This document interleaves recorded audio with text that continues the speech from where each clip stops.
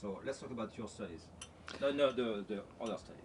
Well, there are literally thousands and thousands of studies in terms of effects of these emissions at this particular frequency at the power levels that are generally applied in a classroom setting or in occupational settings where people are around radar devices. We have police officers who use radar guns that have developed testicular cancer, things along those lines where they left the radar gun on their laps.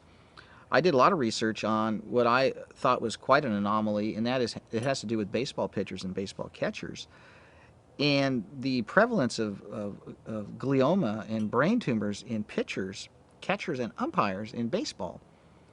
And what I found is there's a tremendous variance in the frequency of brain cancer in all the players on the field, with the exception of those in direct line of sight with the radar that is deployed in the sport.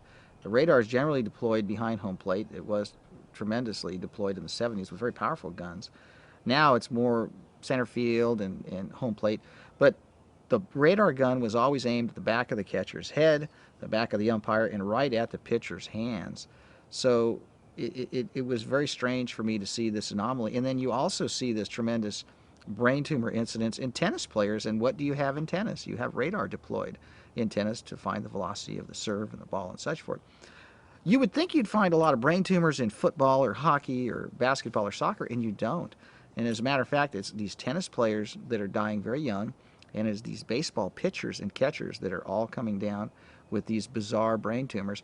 And in most cases, it's the opposite side of the head that they would be found using their cell phone, which in my opinion corresponds to which side of the head would be facing home plate in their windup.